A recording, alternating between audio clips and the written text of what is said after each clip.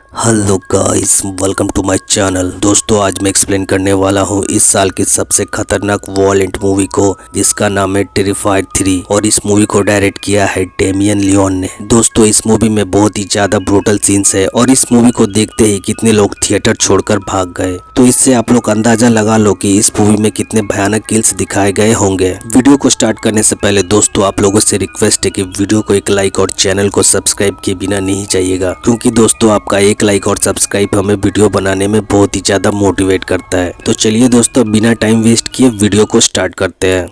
Movie के starting में Christmas के समय हमें घर को दिखाया जाता है, जहां एक कपल रात को आराम से सो रहे थे कि तभी उस फैमिली की छोटी बेटी, जिसका नाम जूलिया था, वो बच्ची अपनी माँ से कहती है कि छत पर किसी के चलने की आवाज आ रही है। तब उसकी माँ अपनी बेटी को सुलाते हुए कहती है कि शायद छत के ऊपर कोई जानवर होगा, जिस पर जूलिया कहती है कि हो सकता है छत के ऊपर सेंटा हो, जिस पर उसकी माँ कहती है हो सकता है। तब जूलिया कहती है कि मम्मी, तब आप सेंटा के लिए दूध और कुकीज रख देना, और उसकी माँ कहती है कि ठीक है, मैं सेंटा के लिए दूध और कुकीज रख दूंगी। वो जूलिया को सुलाकर दूध और कुकीज को रखकर जब अपने कमरे में जा रही थी, तब वो नोटिस करती है कि उसके घर का मेन डोर खुला हुआ है। उसे लगा कि शायद उसका हस्बैंड दरवाजा बंद करना भूल गया होगा। उसके बाद वो दरवाजे को लॉक कर अपने कमरे में जाती है और अपने हस्बैंड से कहती है, तुम्हारी बेटी ने सेंटा के लिए दूध और कुकीज रखवाई है, तो उसके उठने से पहले सेंटा बनकर उसे खा लेना। उसके बाद वो दोनों सो जाते हैं। कुछ देर बाद जूलिया की नींद खुलती है और उसको घर के नीचे वाले फ्लोर से किसी के कदमों की आवाज सुनाई देती है। जब वो नीचे जाती है तो वो वहाँ सेंटा को देखती है। वो तुरंत भागकर अपने भाई के कमरे में जाती है और उससे कहती है कि हमारे घर में सेंटा आया है, मगर उसका भाई गहरी नींद में सोया हुआ था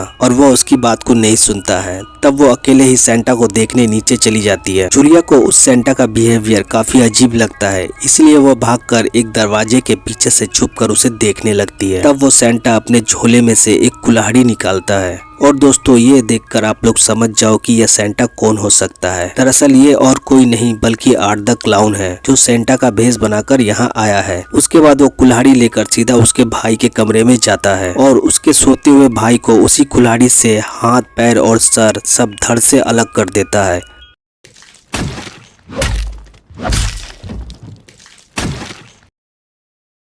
और उसकी बॉडी को बीच से चीरकर उसकी सारी अंतड़ियों को बाहर निकाल देता है। उसके बाद वो जूलिया के मॉम डैड के कमरे में जाता है और उस कुल्हाड़ी से उसके डैड के ऊपर लगातार वार करता रहता है। वो बिस्तर पूरी तरह खून से भीग जाता है, जिससे उसकी वाइफ की नींद खुल जाती है। जब वो बिस्तर के अंदर से अपना हाथ निकालती है तो उसका पूरा हाथ खून से लाल हो चुका था। जब वो लाइट जलाती है तो अपने सामने अपने हस्बैंड की लाश को देखती है और आर्ट उसके हस्बैंड के फेस के ऊपर लगातार कुल्हाड़ी मारे जा रहा था और वो उसके सामने ही उसके हस्बैंड के बॉडी के टुकड़े टुकड़े कर देता है। और यह देखकर उसकी वाइफ की रूह कांप जाती है। वो अपनी जान बचाकर अपने बच्चों के कमरे में जाती है और वो वहाँ अपने बेटे के टुकड़े हुए लाश को देखती है, जिसे आर्ट ने बहुत ही बेरहमी से मारा था। उसके बाद वो भागकर मेन डोर की तरफ जाती है। वो जैसे ही दरवाजे को खोलती, उससे पहले ही आर्ट उसे खोल देता है। वो उस कुल्हाड़ी से उसकी पीठ को चीर देता है और फिर उसके बाद उसके बॉडी के एक एक पार्ट को काटकर अलग कर देता है। और दोस्तों, ये सीन बहुत ही भयानक था, जिसे देखकर कई ऑडियंस को हॉस्पिटल ले जाना पड़ा, तो कई लोग थिएटर छोड़कर भाग गए। सभी को मारने के बाद आर्ट बड़े ही आराम से दूध और कुकीज को खाता है। उसके बाद वो जूलिया को भी ढूंढ लेता है, जो किचन के कबर्ड में छिपी हुई थी। उसके बाद जूलिया के साथ क्या होता है ये हमें नहीं दिखाया जाता, मगर आर्ट उसे भी बहुत ही बेरहमी से मार दिया होगा। और दोस्तों, ये था इस मूवी का इंट्रो, जो कि दहशत और खून खराबे से भरा था। उसके बाद सीन कट होता है और हमें 5 साल पहले का समय दिखाया जाता है, जहां पर टेरिफाइड 2 खत्म हुई थी। उस जगह एक पुलिस ऑफिसर इन्वेस्टिगेशन के लिए जाता है और वहां पर वो आर्ट की सरकटी लाश को देखता है। यह देखकर वो ऑफिसर तुरंत बैकअप बुलाता है। उसके बाद वो आसपास चेक करने लगता है। जब वो पीछे मुड़कर देखता है तो आर्ट की डेड बॉडी वहां से गायब थी और फिर अचानक ही आर्ट की सरकटी लाश उस पुलिस वाले का गला पकड़ लेती है। और फिर दूसरे सीन में हम ट्रेन में सफर करते एक लेडी को देखते हैं और ट्रेन एक स्टेशन पर आकर रुकती है और उस ट्रेन में आर्ट एंटर करता है। वह उस लेडी के सामने वाले सीट पर जाकर बैठ जाता है और उसके धड़ पर उस पुलिस ऑफिसर का सर था और वह उस सर को अपने दोनों हाथों से पकड़कर बैठा था। और दोस्तों, ट्रेन में बैठकर वो कहीं जा रहा था, पर क्यों और किसके पास, ये हमें थोड़ी देर में पता चल जाएगा। उसके बाद एक मेंटल असाइलम में एक सोते हुए गार्ड को देखते हैं और इस गार्ड का रोल प्ले कर रहा है WWF के सुपरस्टार क्रिस जेरिको। जब वो नींद से उठता है तो वो देखता है कि उसकी कॉफी खत्म हो गई है, जब वो कॉफी लेने जाता है तो अचानक ही वहाँ के सभी कैमरास ग्लिच होने लगता है, और कैमरा का ग्लिच होना मतलब आसपास किसी सुपरनैचुरल का होना। वो गार्ड जब कॉफी लेने जाता है तब अचानक ही एक कमरे से किसी नर्स की चीखने की आवाज आती है। जब वो गार्ड वहाँ देखने जाता है तो उस मंजर को देखकर उस गार्ड की रूह कांप जाती है। वो गार्ड देखता है कि विकी ने आर्ट के सर को जन्म दिया था और उस नर्स की डेड बॉडी के फेस को आर्ट का सर नोच नोच कर खा रहा था, और विकी आर्ट के सर से जुड़ी एम्बिलिकल कॉर्ड के अंदर से नर्स के मांस को खा रही थी, और ये मंजर बहुत ही भयानक था। विकी भी अब आर्ट की तरह बन चुकी थी, और तभी गार्ड आर्ट के बिना सर वाले बॉडी को देखता है, और वो यहाँ अपने सर के लिए आया था जिस सर को विकी ने अभी अभी जन्म दिया था। गार्ड यह सब देखकर पूरी तरह दहशत में था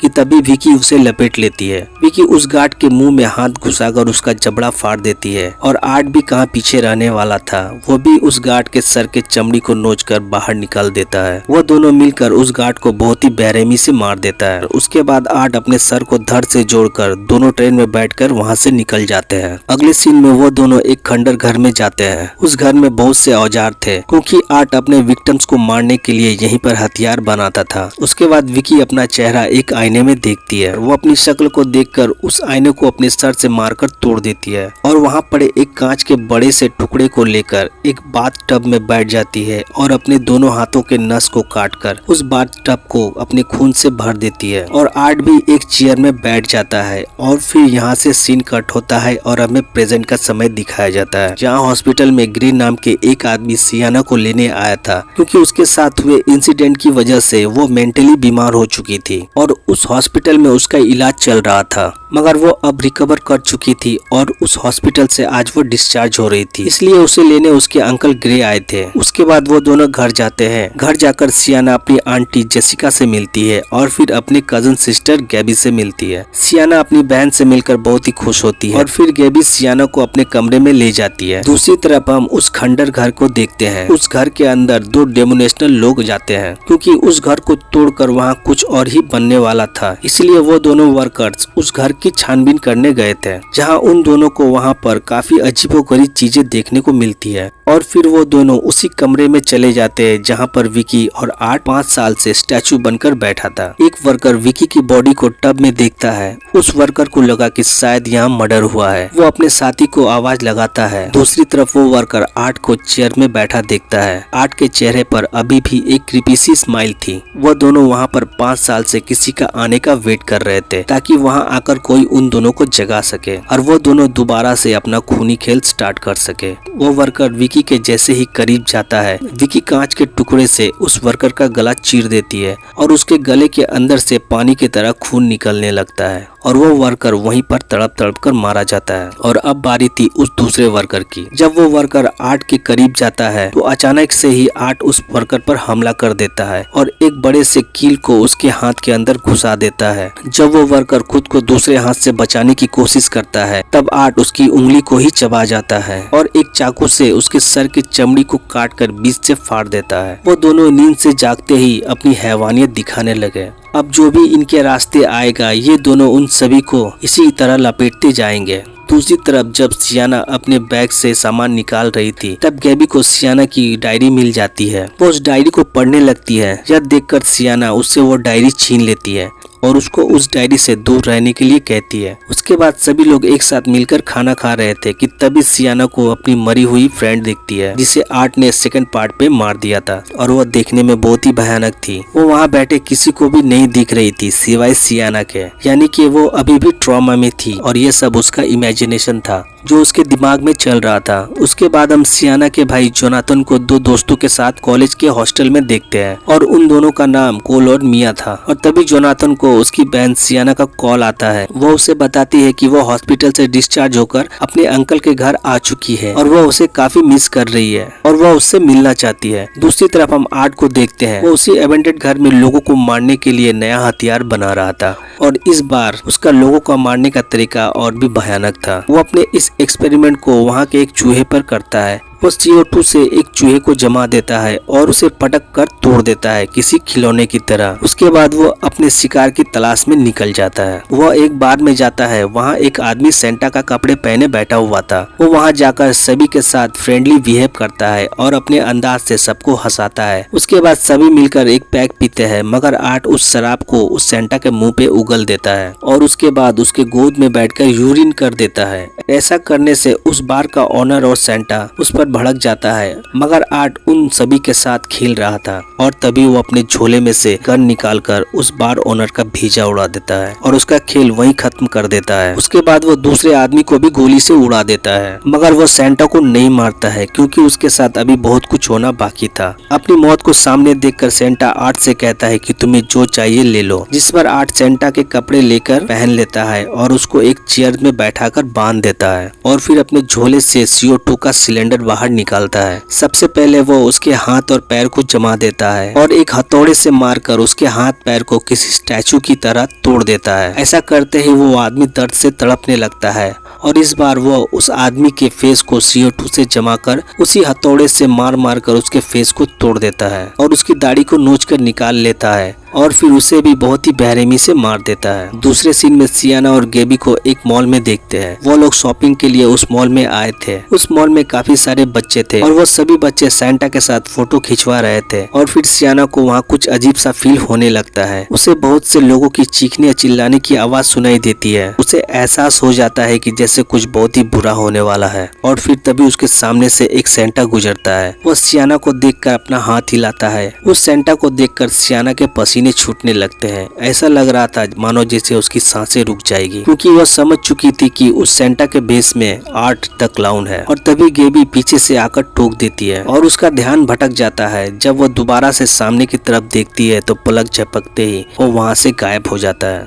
उसके बाद सियाना यह बात अपने भाई जोनाथन को बताती है। सियाना कहती है कि उसने आर्ट को मॉल में देखा है और वो सेंटा का ड्रेस पहने हुए था। मैंने उसकी शक्ल तो नहीं देखी क्योंकि उसने सेंटा का मास्क पहना हुआ था, मगर मुझे पक्का यकीन है कि यह आर्ट ही होगा। तब जोनाथन कहता है कि शायद दीदी आपको कोई गलत फहमी हुई होगी क्योंकि आर्ट मर चुका है और उसको आप ही नहीं मारा है। तब वो जोनाथन से कहती है कि अगली बार आर्ट ने पेल गर्ल को अपना होस्ट बनाया था ये सब करने के लिए और इस बार उसने विकी को अपना होस्ट बनाया है, इसीलिए विकी हॉस्पिटल के एक गार्ड और नर्स को मारकर हॉस्पिटल से भाग गई है और इसमें भी आर्ट का हाथ होगा। सियाना जोनाथन से कहती है कि हमें उस मैजिक स्वॉर्ड को ढूंढ कर लाना होगा, तभी हम डीमन को हरा सकेंगे। दूसरी तरफ हम आर्ट को मॉल में देखते हैं जो सेंटा बनकर बैठा था। एक बच्ची उससे अट्रैक्ट होकर उसके पास चली जाती है। तब आर्ट अपने झोले में से डॉल निकालकर उस बच्ची को देता है। यह देखकर मॉल के अंदर सभी बच्चे गिफ्ट लेने के लिए सेंटा की तरफ भागकर जाते हैं और आर्ट सभी बच्चों को गिफ्ट बांटने लगता है और देखते ही देखते आर्ट का झोला खाली हो जाता है। सभी बच्चे गिफ्ट पाकर बहुत ही खुश हो जाते हैं और तब उस मॉल के गार्ड को उस पर शक होता है और बाकी लोग भी यह नोटिस करते हैं कि यह तो अपना वाला सेंटा नहीं है। तब वहाँ का गार्ड आर्ट को धक्के मारकर वहाँ से बाहर निकालने लगता है, मगर उस मॉल में कुछ बहुत ही बुरा होने वाला था। असल में आर्ट उन सभी गिफ्ट बॉक्स के अंदर बॉम्ब रख दिया था। बच्चे जैसे ही उस बॉक्स को खोलते हैं वहाँ पर बहुत ही बड़ा ब्लास्ट होता है और सभी बच्चे के चीथड़े हो जाते हैं और वह मॉल एक कब्रिस्तान में बदल चुका था। कहीं किसी का हाथ कटकर गिरा हुआ है तो कहीं किसी का पैर तो कहीं किसी का सर। दूसरी तरफ सियाना उस मैजिक स्वॉर्ड को ले आती है और उसे एक गिफ्ट बॉक्स के अंदर पैक करके क्रिसमस ट्री के पीछे छुपा कर रख रही थी कि तभी गेबी उसे देख लेती है। गेबी सियाना से कहती है कि यह गिफ्ट मेरे लिए है, जिस पर सियाना कहती है कि यह गिफ्ट तुम्हारे लिए नहीं है और इससे तुम दूर ही रहना। जिसके बाद टीवी पर एक न्यूज दिखाई जा रही थी और उस न्यूज में मॉल में हुए ब्लास्ट के बारे में बताया जा रहा था और सभी को लग रहा था कि ये कोई टेररिस्ट का काम होगा, मगर सियाना समझ जाती है कि यह काम आर्ट का होगा। उसके बाद हम आर्ट को देखते हैं जो जोनाथन को मारने उसके हॉस्टल पहुंच चुका था। सियाना टीवी पर न्यूज देखकर बहुत ही पैनिक करने लगती है। वो जोनाथन को कॉल कर टीवी पे चल रहे न्यूज के बारे में बताती है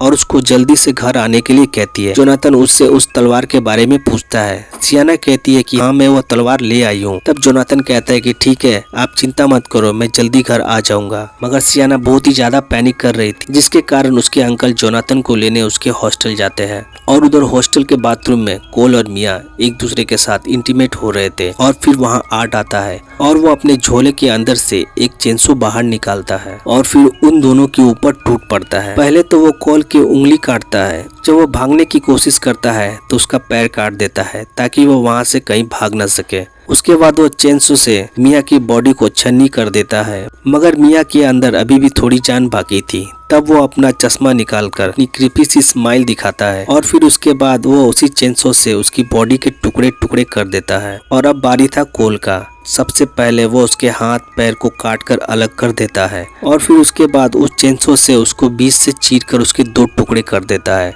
ठीक उसी तरह जिस तरह पार्ट 1 में डॉन को मारा था। उसके बाद हम सियाना को देखते हैं जो सो रही थी और फिर अचानक से ही उसकी नींद खुलती है। जब वो टाइम देखती है तो रात के 2 बज रहे थे और तभी घर के नीचे से कुछ आवाजें आती है। जब वो नीचे जाती है तो उस नज़ारे को देखकर उसकी रूह कांप जाती है। वो वहाँ विकी और आर्ट को देखती है और आर्ट उसके अंकल के बॉडी को चीरकर उसके दोनों हाथों में कील ठोककर दीवार से लटका दिया था और उसके पेट को चीरकर उसकी अतड़ियों को निकालकर क्रिसमस ट्री पर सजाया था और उसके सर को काटकर क्रिसमस ट्री के टॉप पर रखा था जिस जगह पर स्टार को लगाया जाता है। और यह देखकर उसकी सांसें रुक जाती है। उसके बाद आर्ट सियाना को मारने उसकी तरफ भागता है। सियाना उससे फाइट बैक करती है मगर आर्ट उसे हथौड़े से मारता है। सियाना घसीटते हुए उस तलवार को लेने की कोशिश करती है। उससे पहले ही आर्ट सियाना के सर में मारकर उसे बेहोश कर देता है। जब सियाना को होश आता है तो वो खुद को चेयर से बंधा हुआ पाती है और ठीक उसी तरह अपनी आंटी को भी अपने सामने चेयर से बंधा हुआ पाती है और उन दोनों के सामने टेबल के ऊपर पेपर से लपेटकर कुछ रखा गया था। उसके बाद विकी सियाना के आंटी के पास जाती है और उसके मुंह से टेप निकाल देती है। उसकी आंटी रोते हुए अपनी बेटी के बारे में पूछती है और तभी आर्ट अपने सामने टेबल के ऊपर रखा उस पैकेट को हटाता है तो उस पिंजरे के अंदर एक कटा हुआ सर था और उस कटे हुए सर के मांस को चूहे खा रहे थे।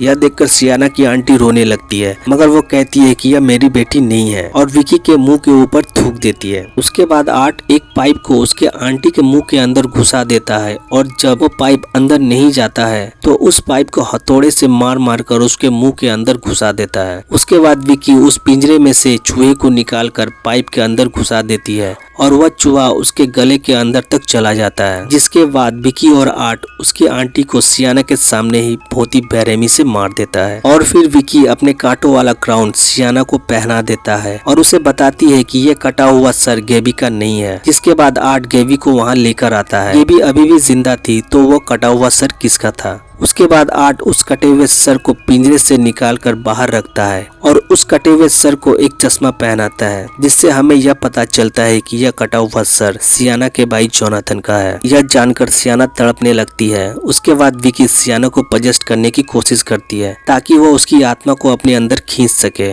मगर वो ऐसा नहीं कर पाती है। उसके बाद आर्ट गेबी को मारने वाला था मगर गेबी अपना दिमाग चलाती है क्योंकि उसे पता था कि डीमन को कैसे मारना है क्योंकि उसने सियाना की वो डायरी पढ़ी थी। ये भी उन दोनों से कहती है कि मरने से पहले मेरी एक आखिरी विश पूरी कर दो, मुझे अपना आखिरी गिफ्ट खोलने दो। और फिर विकी इस बात को मान लेती है और ये वही गिफ्ट थी जिसके अंदर वो मैजिक स्वॉर्ड था। विकी वो गिफ्ट सियाना को देती है खोलने के लिए। सियाना उस बॉक्स को जैसे ही खोलती 8 हथौड़े से मारकर उसके दोनों हाथों को फ्रैक्चर कर देता है मगर सियाना अपना हिम्मत नहीं हारती है। वह किसी तरह उस बॉक्स को खोल लेती है। उस तलवार को टच करते ही उसके हाथ दोबारा से हील हो जाते हैं और उस तलवार को बाहर निकालते ही सबसे पहले वो आर्ट का गला चीर देती है जिससे आर्ट जमीन पर गिरकर तड़पने लगता है और उस तलवार को विकी की तरफ फेंककर उसकी छाती के आर पार कर देती है और उसकी छाती के अंदर से तलवार को निकालकर उसके सर को उसके धड़ से अलग कर देती है। उसके बाद आर्ट चेंसो लेकर सियाना पर हमला कर देता है मगर अब सियाना के पास अब मैजिक स्वॉर्ड था जिससे वो आर्ट को तगड़ी टक्कर देती है और उन दोनों के बीच काफी लड़ाई होती है। दूसरी तरफ विकी की डेड बॉडी धीरे धीरे गल रही थी। उसके बाद सियाना उस तलवार को आर्ट के अंदर घुसाकर उसे दीवार से पिन कर देती है मगर वो अभी भी जिंदा था। सियाना उसे जैसे ही मारती तभी विकी की गलती हुई बॉडी एसिड में बदल जाती है और उस जगह की जमीन धंस जाती है और वहाँ नर्क का रास्ता खुल जाता है और गेबी उस पोर्टल के अंदर गिरकर लटक जाती है। यह देखकर सियाना तुरंत आर्ट के अंदर से तलवार को निकाल कर वो तलवार गेबी को पकड़कर ऊपर आने के लिए कहती है मगर सियाना के हाथ से वो तलवार छूट जाती है और गेबी तलवार के साथ ही हेल में चली जाती है और फिर वो पोर्टल अपने आप ही बंद हो जाता है। जिसके बाद सियाना देखती है कि आर्ट वहाँ नहीं था और खिड़की खुली हुई थी, जिसका मतलब आर्ट वहाँ से भाग चुका था। उसके बाद सियाना खुद से यह प्रॉमिस करती है कि वो गेबी को नर्क से वापस लाएगी। उसके बाद सीन कट होता है और हम बस में बैठे एक लेडी को देखते हैं जो कि 9th सर्कल नाम की एक बुक पढ़ रही थी। उसके बाद उस बस में आर्ट उठता है जो पूरी तरह खून से सना हुआ था। जिसके बाद वो उस लेडी को एक क्रीपी सी स्माइल देता है और फिर दोस्तों इसी हॉरर सस्पेंस के साथ ये मूवी यहीं पर खत्म हो जाती है। तो दोस्तों ये था इस मूवी का एक्सप्लेनेशन। दोस्तों इस मूवी के लास्ट में बस में बैठी लेडी 9th सर्कल नाम की एक बुक पढ़ रही थी। दरअसल 9th सर्कल आर्ट की सबसे पहली शॉर्ट फिल्म है जो 2008 में आई थी। उस मूवी में हमें हेल के बहुत से डीमन को दिखाया गया था और उनमें से एक आर्ट भी था, जिसका मतलब आर्ट हेल से आया हुआ डीमन है और उन सभी डीमन का राजा सेटन है और सभी डीमन उसी के लिए काम करते हैं। और जिस हेल के अंदर गेबी चली गई, उसी हेल के ऊपर हमें शायद नेक्स्ट मूवी देखने को मिले, जहां सियाना गेबी को बचाने के लिए उसको उस हेल में जाना पड़े, जहां हम आर्ट की तरह और भी बहुत से डीमन को देखेंगे और सियाना गेबी को बचाने के लिए उन सभी से लड़ेगी। तो दोस्तों ये था इस मूवी से रिलेटेड मेरे खुद के ओपिनियन। तो उम्मीद करता हूँ कि आप सभी को इस मूवी का एक्सप्लेनेशन अच्छा लगा होगा। अगर अच्छा लगा हो तो वीडियो को एक लाइक और चैनल को सब्सक्राइब करके बेल नोटिफिकेशन को ऑल पर सेट कर लीजिएगा, ताकि मैं ऐसी कोई भी वीडियो का एक्सप्लेनेशन लाऊं तो सबसे पहले नोटिफिकेशन आप तक पहुंचे। तो चलिए दोस्तों मिलते हैं अगले ऐसे ही किसी वीडियो में।